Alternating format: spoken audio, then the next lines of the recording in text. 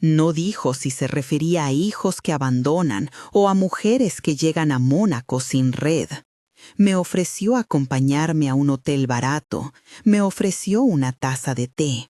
Acepté porque la idea de quedarme sola entre voces ajenas me parecía peor que cualquier desconocido que me ofreciera calor. La casa de Ahmad no parecía casa de multimillonario, era sobria, llena de libros, con plantas que parecían olvidadas a propósito. Hablamos más durante aquella tarde que en años con mi propia hija. Él me escuchó sin interrumpir, y cuando le dije que era enfermera, se le iluminó algo. Su hermano estaba construyendo un centro de cuidados geriátricos fuera de la ciudad y buscaba a alguien con experiencia para organizar protocolos. «Si estás interesada, hay algo que puedo gestionar», dijo. No lo ofreció con paternalismo, lo ofreció con lógica, como quien coloca una pieza en un tablero, sabiendo que encajará. Esa noche dormí en una habitación limpia y por primera vez desde que salí del banco del aeropuerto pensé con claridad. Recordé los turnos nocturnos en los que vigilaba más de lo que dormía, el olor a desinfectante mezclado con café frío, la sensación de tener manos que sabían consolar aunque el alma estuviera haciendo nudos. Me sorprendió que, en la intemperie de aquella traición, mi oficio fuera la única brújula fiable. Era lo que sabía hacer bien, era, también, lo que me devolvía a mí misma. Al día siguiente, entre el olor del té de menta y el rumor de la ciudad, Ahmad me llevó a ver el lugar, un edificio con jardín de naranjas en las afueras, donde esperaba encontrar el equipo que lideraba Dr. Hassan.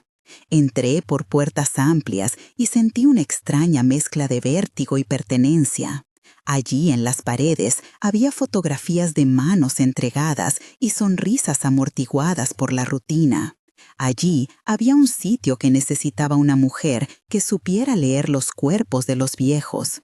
Allí, por primera vez en mucho tiempo, me imaginé ejerciendo no por obligación, sino por vocación. La oferta fue sencilla: coordinar la apertura del centro, diseñar protocolos de atención, formar al personal. Un contrato temporal con la posibilidad de continuidad. Me parecía un jardín al que me invitaban a sembrar. Acepté, aunque tenía la duda de cómo explicar la ausencia de recursos. Ahmad no preguntó por mi vida legal, me ofreció una carta de presentación y la ayuda de su equipo para gestionar lo imprescindible. Me preparé para firmar un papel que prometía más de lo que yo me atrevía a creer. Las semanas que siguieron fueron una mezcla de trabajo duro y pequeños renacimientos. Fátima, la mujer que limpiaba las estancias y que parecía conocer el mundo por instinto, me enseñó dónde crecía la mejor albahaca y cómo preparar un té que calma los nervios. Sus manos, rugosas y amables, me recordaban a mi propia madre. Con ella compartí tardes en las que las historias se escurrían, cuentos de familias distantes, hijos que mandaban mensajes de voz y no de presencia, y en cada una de esas tardes mi vergüenza se fue desnudando hasta quedar en algo sencillo, una figura que debía aprender a sostenerse sola. En el centro conocí a un equipo joven y a veces desconcertado. Algunos nunca habían tratado con pacientes crónicos, otros se habían endurecido con la rutina. Yo trazaba protocolos como quien arma piezas de un rompecabezas, zonas de higiene, horarios de visita, rutinas de ejercicio. Dr. Hassan era un médico serio, con ojos que no permitían la exageración, y en él encontré un socio profesional, no un salvador personal. Me escuchó hablar de los turnos de noche y me dijo que era raro que una persona de mi edad volviera a empezar así. Yo le contesté que no había vuelto a empezar, había vuelto a mí. 3 meses después, el centro estaba a punto. Yo ya no era la mujer con la cartera vacía en un banco, sino la que ofrecía la charla de apertura, la que organizaba una visita de autoridades locales, la que ajustaba los protocolos de emergencia. La gente respondía con respeto. Me llamaban señora Dolores y a veces Dolores a secas, una palabra que cargaba menos expectativa que mamá. Gané un salario que cubría no solo mi alojamiento, sino la tranquilidad de que si quisiera, podría tomar un tren a cualquier ciudad y dormir en una cama propia. Pero las heridas con Andrea seguían abiertas. Cuando por fin me atreví a llamarla, su voz fue una combinación de culpa y frialdad. Mamá fue un malentendido, dijo. Afirmó que pensó que yo querría algo de independencia, que lo había hecho por mi bien.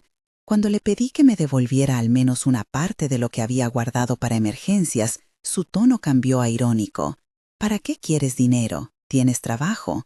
Fue en esa conversación donde, por primera vez, entendí la estrategia. No era solo una hija que necesitaba espacio, era una mujer que había decidido que mi autonomía era un estorbo.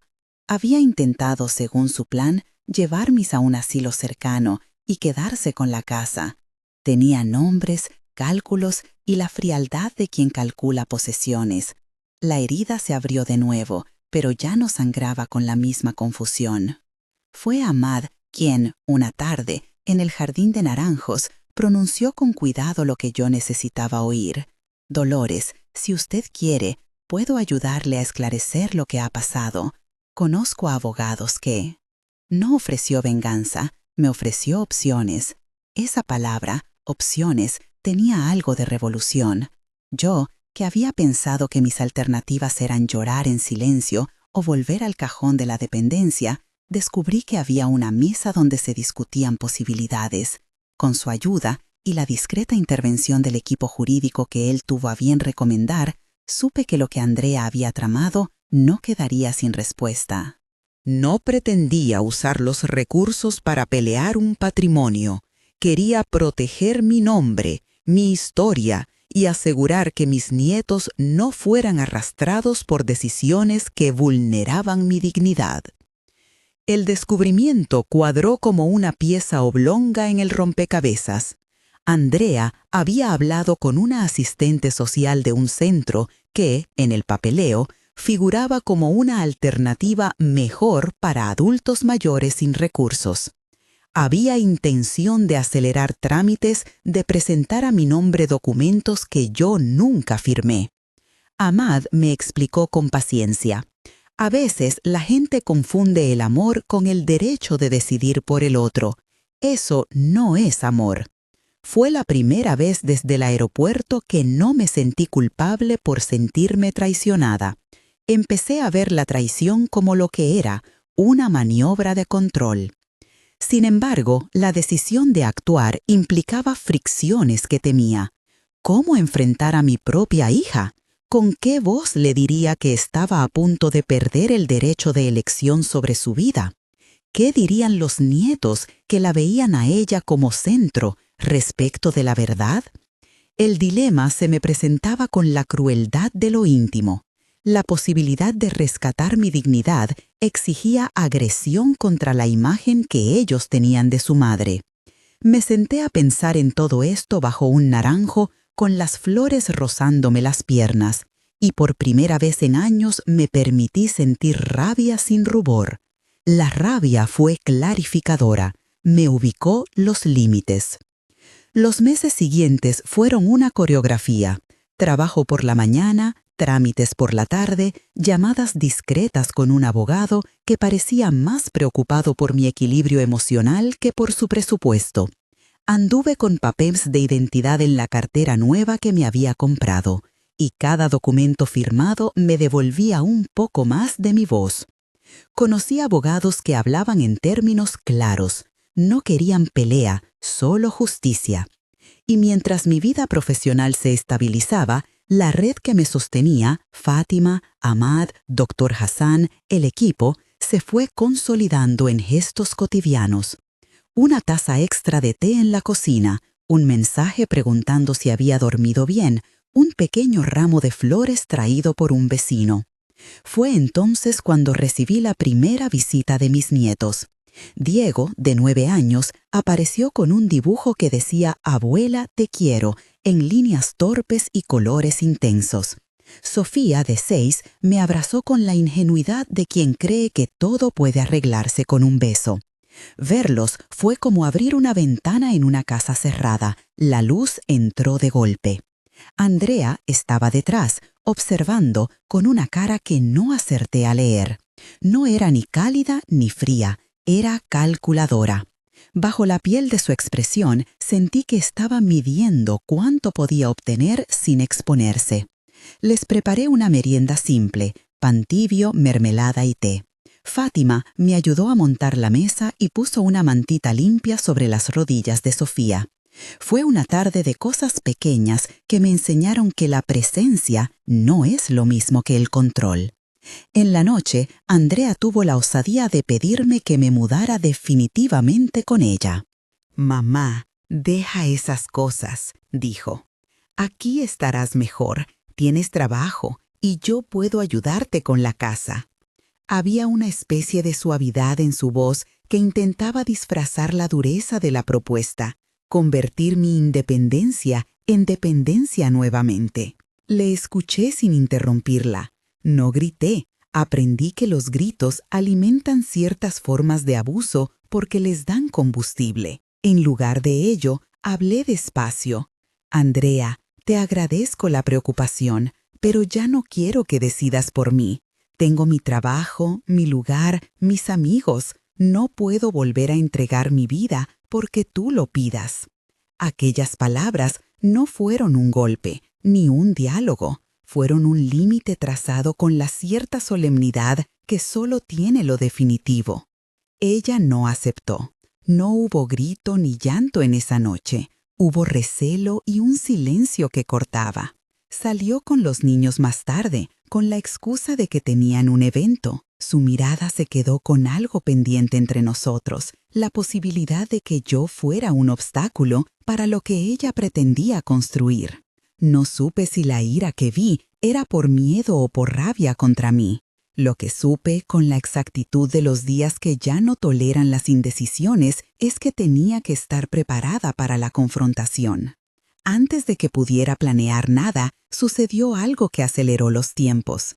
Una tarde, mientras revisaba el correo del centro, encontré una carta dirigida a mi nombre con membrete de la empresa de Andrea. No era una factura, era una notificación. Ella había iniciado un trámite para mi traslado a un centro que, según su versión, ofrecía mejor atención y que además incluía cláusulas para administrar bienes. La mano me tembló al sostenerla. No me tembló por mi edad, me tembló porque había comprendido que mi hija no veía mi bienestar sino la administración de un activo. Llamé a Ahmad y en una hora estaba en el jardín. «¿Quieres que la confrontemos ahora?», preguntó sin dramatismo. «Podemos hablar con Andrea aquí, con calma, frente a los niños si eso te hace sentir segura». Lo pensé. No quería una escena pública que lastimara a los nietos. Quería claridad y límites. Acepté un encuentro privado. Le pedí a Ahmad que organizara la reunión en su casa, un lugar neutral, con su jardín de naranjo testigo, donde yo pudiera hablar sin que mi voz se viera asaltada por la prisa o la culpa. El día de la reunión, la casa de Ahmad olía a té y a naranjo. Fátima había preparado unos dulces y puso una bandeja en la mesa. Andrea llegó puntual, con la ropa de siempre, impecable, como quien necesita proyectar control. Los niños jugaron en la sala junto a unos libros, mientras nosotros nos sentamos alrededor de la mesa. Ahmad abrió la conversación con cortesía. Su papel fue, desde el principio, de moderador, no de juez. Yo respiré hondo y hablé, sin gritar, con la claridad de quien ha reconstruido su vida paso a paso.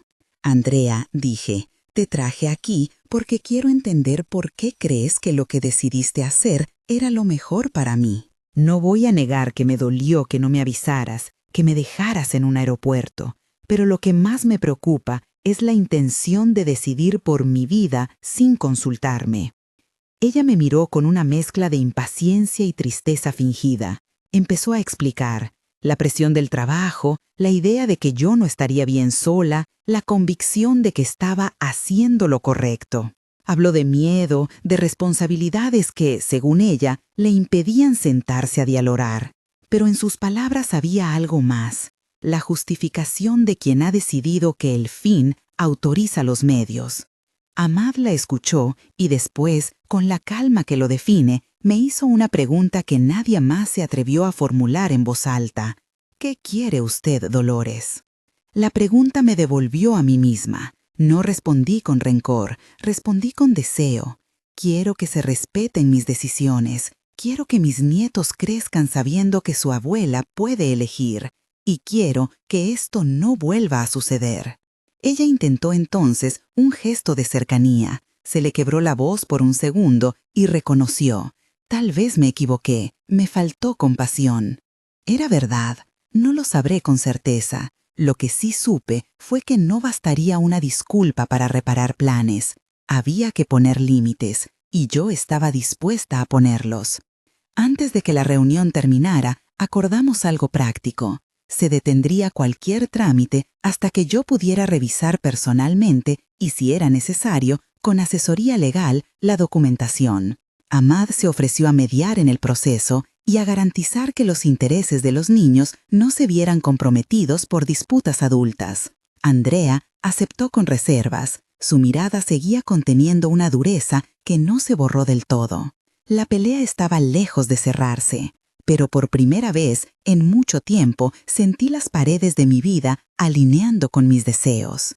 Al salir de la casa, el sol pegaba suave en los naranjos. Diego me agarró de la mano y me dijo, como si fuera un secreto, «Abuela, nunca te vayas», y yo le prometí que no lo haría. En el coche, Andrea guardó silencio hasta que, con el tono más bajo que la caracterizaba en las noches de tensión, murmuró, «Mamá, no quería que esto fuera así». Le devolví una mirada que ya no pedía absolución. La conversación siguió abierta, tensa y necesaria. Esa noche me acosté con la sensación, por primera vez en muchos meses, de que estaba reclamando mi historia. Sabía que la lucha no sería breve, sabía que habría tropiezos, pero también sabía algo más, que no volvería a permitir que la palabra buena suerte fuera nunca más la tarjeta sin fecha que alguien dejara en mi mesa para cerrar una relación. Me sentía frágil y fuerte al mismo tiempo. No era una contradicción. Era la verdad. Al día siguiente, cuando regresé al centro, recibí una llamada del abogado. Había conseguido una suspensión temporal de cualquier trámite administrativo relacionado con mi traslado. Fue una victoria pequeña, práctica, pero eficaz. Antes de que la directora pudiera presentar a los asistentes, Andrea se adelantó con una voz que intentó ser conciliadora y sonó, sin querer, tajante.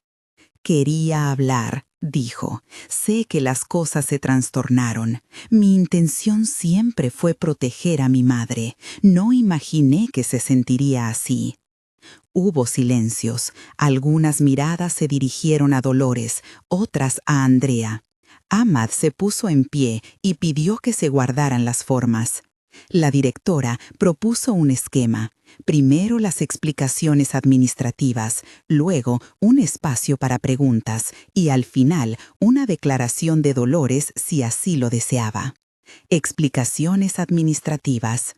Dolores escuchó términos técnicos, consentimiento, tutela, poder para actuar, y notó cómo los conceptos, cuando se separaban de las personas, se volvían instrumentos. Sintió que debía hablar antes de que los argumentos legales se transformaran en manos que actuaban en su nombre sin consultarla. Cuando llegó su turno, se puso de pie con la libreta en la mano y respiró. No necesitó un micrófono. Su voz, aunque contenida, llenó la sala. «No vine aquí para acusar a nadie», comenzó. «Vine para recordar lo que significa escuchar a una persona. A veces, cuando cuidamos, confundimos lo urgente con lo correcto. Yo no soy incapaz porque tengo necesidades, soy capaz porque puedo decidir cómo vivir y con quién. Ser cuidada no debe convertirse en ser desplazada de mi propia vida». Habló de pequeños detalles, de cómo había amado el olor del café por la mañana, de la independencia de elegir a qué hora acostarse. Habló de historias compartidas con vecinos y amigos. Habló también de cómo en ocasiones el cuidado se había transformado en prisa, en imposición. Sus palabras no buscaban conmover por sí mismas, buscaban un acuerdo. Quería que aquel centro fuera un lugar donde la dignidad fuese tan importante como la asistencia. Andrea intervino, esta vez con la voz más alta. «Mi madre tiene problemas de memoria», dijo.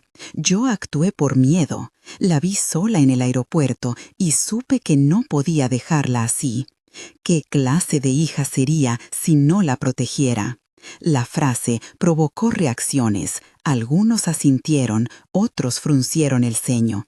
Dolores la miró sin reproche en el rostro. Había entendido el miedo de su hija. Había sentido en muchas noches el abismo entre la autonomía y la sobreprotección. «Andrea», dijo Dolores con calma, «no cuestiono que te hayas asustado. Te pregunto si escuchaste. Proteger no empieza con quitar, empieza con preguntar. Hay formas de ayuda que sostienen la voz del otro. Cuando decidiste sin consultarme, me quitaste la posibilidad de decir no o de decir sí en mis propios términos». Diego, con la voz quebrada, se puso de pie. «Abuela», dijo, «yo te necesito aquí. No quiero que te vayan a llevar. Quiero que sigas contando tus historias en la tarde». La sala se conmovió.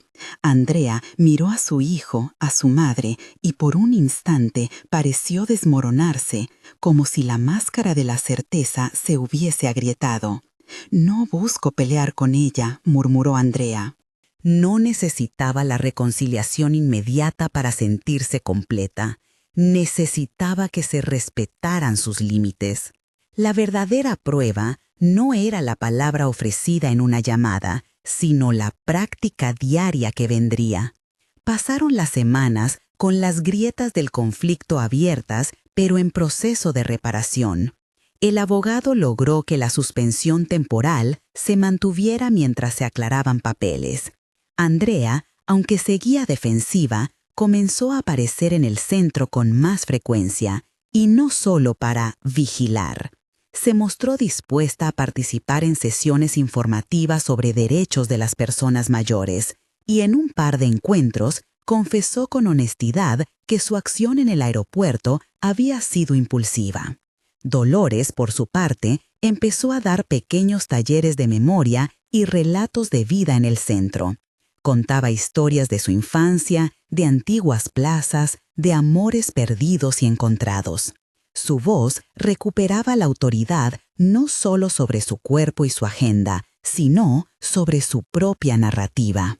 En una de esas tardes, después de uno de sus talleres, Dolores recibió la visita de un hombre que dijo llamarse Fernando. Era el abogado de Andrea, pero conversaron sin formalidades. Se sentó en una silla cercana, pidió un café y escuchó. Le explicó, con palabras técnicas pero sin malicia, las alternativas legales que Andrea había contemplado y por qué se había precipitado. La sensación de que cualquier demora podía significar un riesgo. Dolores lo escuchó con esa tensión suya que no esconde resentimiento. «Usted tiene derecho a decidir», dijo Fernando cuando terminó. «Si ella pidió hacer algo sin consultarla, hay que corregir el camino. Lo sensato ahora es formalizar acuerdos que respeten su voluntad y que protejan a los nietos en caso de que usted lo considere necesario». Dolores asintió. Más allá de la acción concreta del abogado, lo que necesitaba era que las decisiones ya no se tomaran como si su voz fuera secundaria. Quería que Diego y los niños vieran a su abuela como una mujer capaz de elegir, no como un incidente a resolver. Una tarde de lluvia fina llegaron rumores desde la ciudad. Alguien había presentado una petición para revocar la suspensión. Dolores lo supo por una llamada del centro. La directora, con voz apesadumbrada, le dijo que debía preparar documentación y que el abogado estaba gestionando la respuesta. Dolores sintió ese temblor que precede a los viejos miedos. El miedo a ser desplazada otra vez, a tener que pelear su propia existencia frente a papeleos y abogados. No le gustaba la idea de que su dignidad dependiera de firmas y sellos, pero reconocía que la letra escrita era a veces el único instrumento para preservar lo humano. Esa noche habló con Diego en voz baja. Si vuelven a intentar trasladarme sin consultarme, dijo, no me voy a ir como una mercancía. Voy a defender mi derecho a decidir. Diego la abrazó con fuerza. Abuela, respondió, no te van a quitar, yo estoy contigo, y los chicos también, no estamos solos.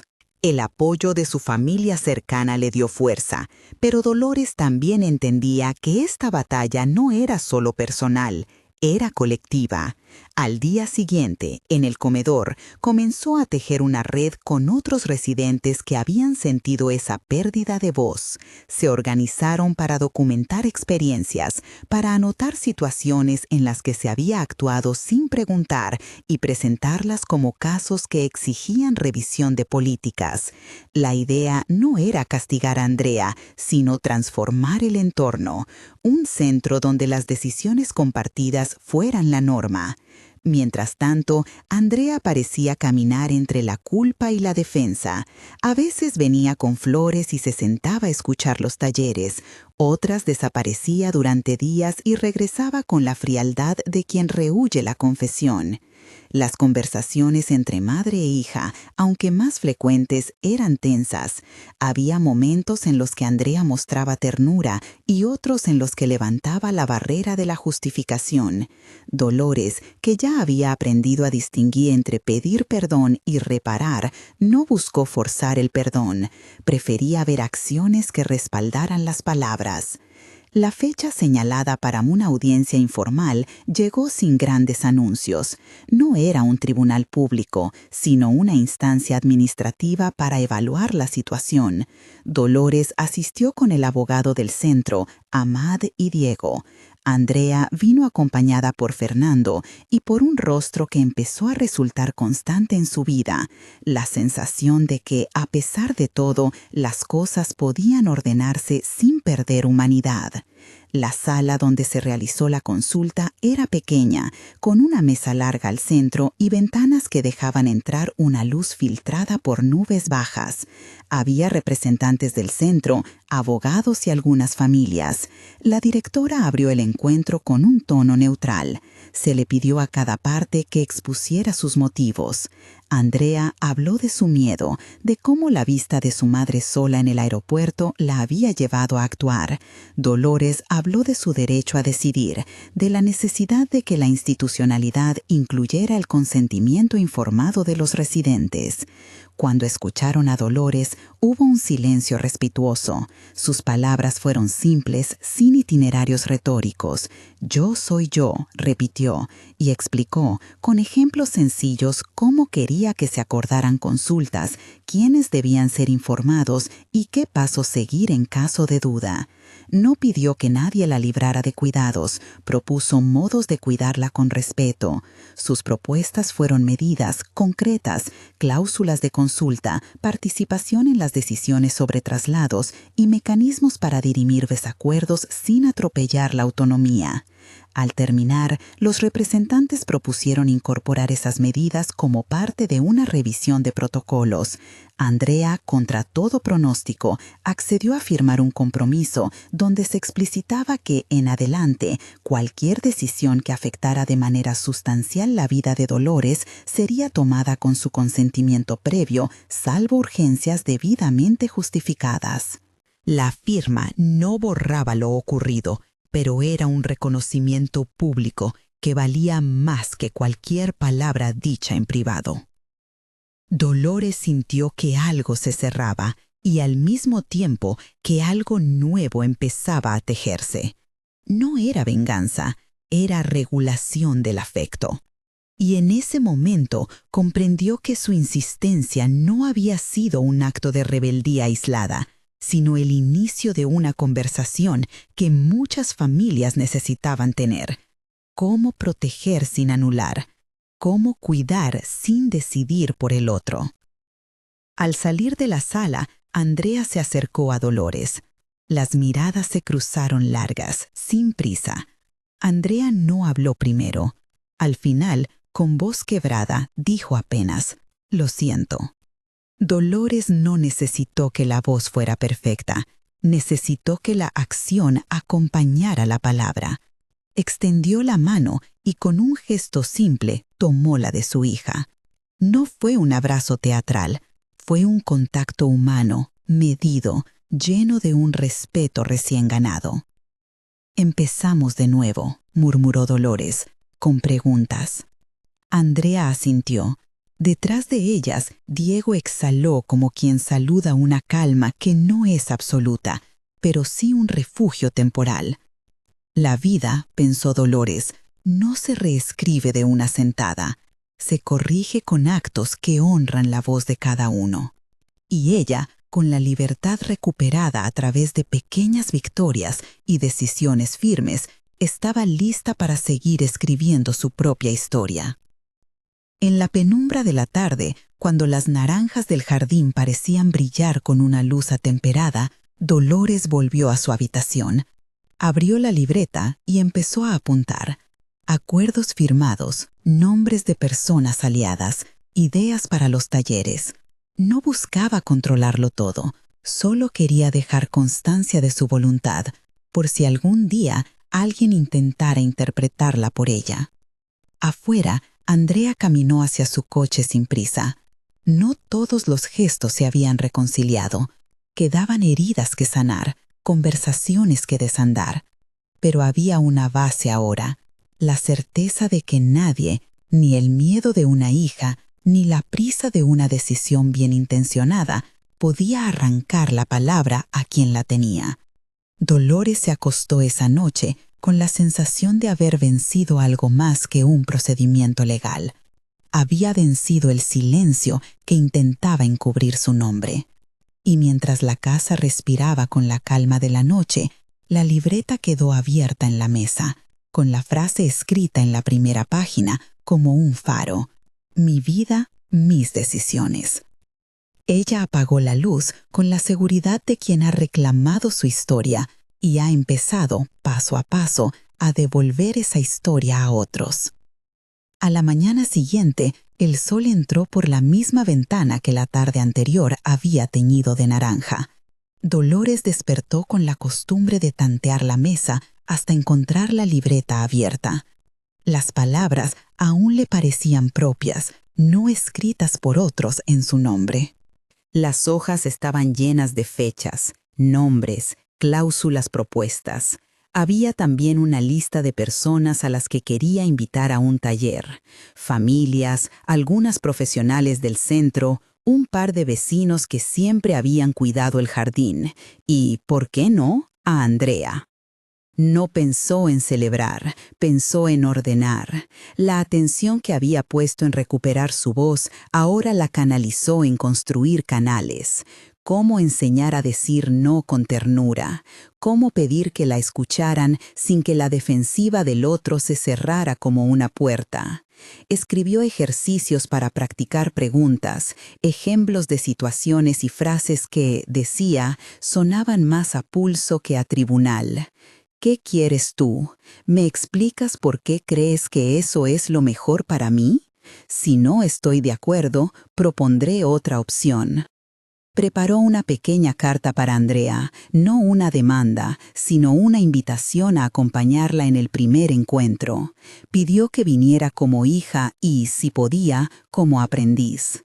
No esperaba perfección, buscaba presencia, y la presencia podía ser medida en minutos y en actos simples: venir, escuchar, volver a casa y preguntar. Puso la carta en un sobre y antes de que el desayuno se enfriara, llamó a Diego. Diego llegó con su taza de café todavía humeante y con esa quietud que lo hacía parecer de otro ritmo. Hablaron sin prisa. Dolores le leyó la carta en voz alta como quien repasa una partitura. Simple, sin adornos, con el compás necesario para que nadie se sintiera juzgado.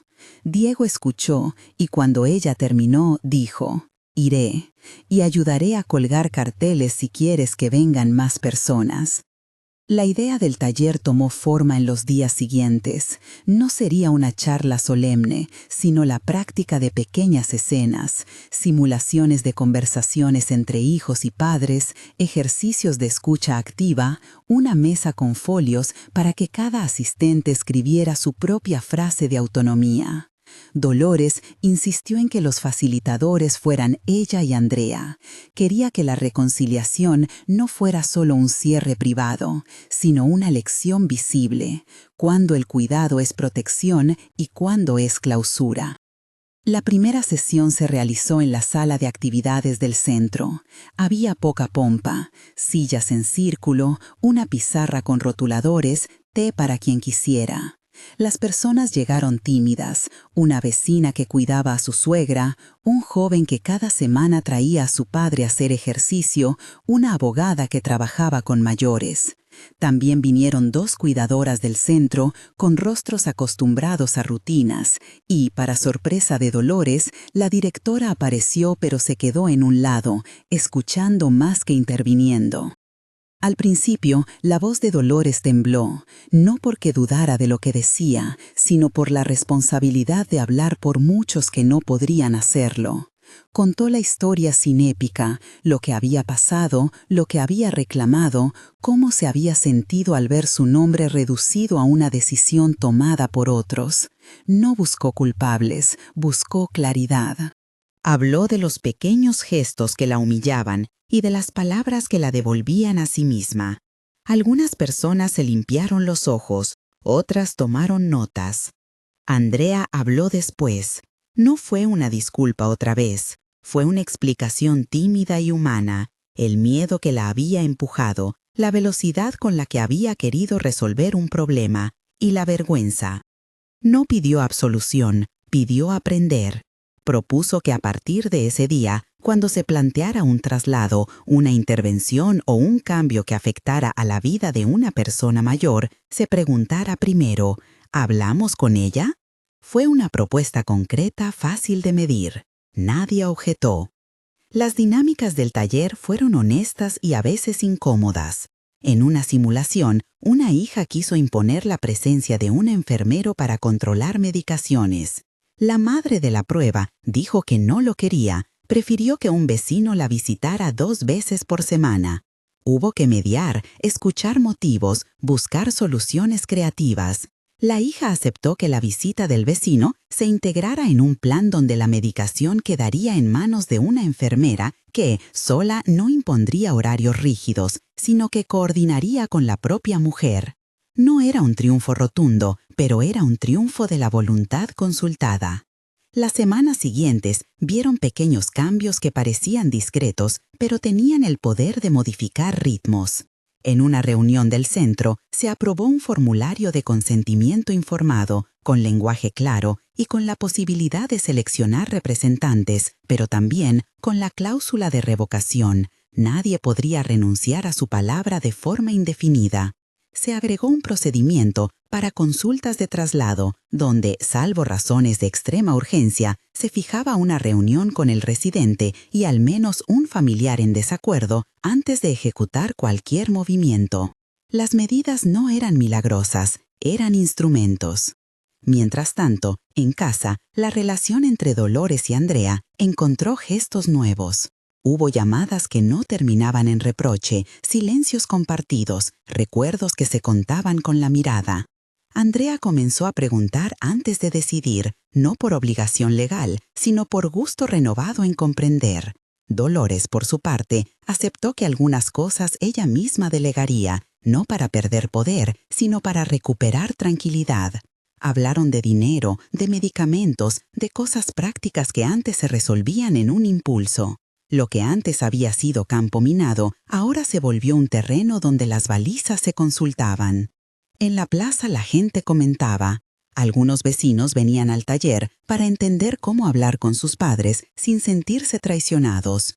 Otros, con miedo, seguían pensando que escuchar era una señal de debilidad. Dolores no intentó convencerlos a todos. Sabía que la libertad no se impone con discursos, se practica con ejemplos. Cuando caminaba por la vereda y encontraba a una pareja de ancianos, se quedaba un rato, les ofrecía un té y preguntaba sin prisa cómo querían ser acompañados. La conversación se volvió contagiosa a su manera. Gente que se animaba a decir lo que realmente quería. Profesionales que aprendían a hacer preguntas en lugar de suponer respuestas. Una tarde, mientras regaba las plantas del jardín, Andrea se sentó al borde del camino y le dijo: «Mamá, nunca te dije gracias por todo esto». Dolores sonrió sin grandes gestos. «No lo hice sola», replicó. Diego pasó con una cometa en la mano y la escena se volvió doméstica. 3 personas en un mismo compás, cada una con su pasado, cada una con su decisión intacta. Dolores empezó a planear un cuadernillo con ejercicios prácticos para distribuir en el centro y en la biblioteca municipal. Quería que no quedara como una experiencia privada. Quería que otros pudieran leer ejemplos concretos de preguntas, de cláusulas sencillas para pedir que se las consultara. Refiló el contenido con pulso metódico, capítulos cortos, relatos de situaciones y hojas para escribir propias voluntades. No buscaba protagonismo, buscaba utilidad.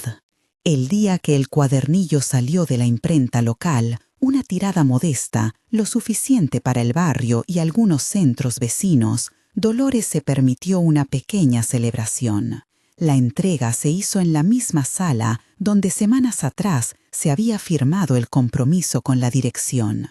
Hubo aplausos sencillos, miradas de complicidad y al final una fila de personas que la abrazó como quien se adhiere a un principio común. Andrea estuvo al lado sosteniendo una taza de té como símbolo de compañía. La historia de Dolores no se cerró con flores y palabras perfectas. Quedaban días en los que el pasado volvía a sobresalir, donde la costumbre de decidir por ella surgía con la mala intención de proteger. Pero ahora había herramientas, preguntas que abrían puertas en vez de cerrarlas, acuerdos que ponían límites a la prisa, la libreta con su frase al frente. Más allá del alivio personal, había una semilla plantada en el barrio, la idea de que cuidar incluye respetar la palabra del otro. Aquella noche, antes de apagar la luz, Dolores pasó la mano por la libreta y agregó con tinta segura un nuevo renglón: compartir lo aprendido.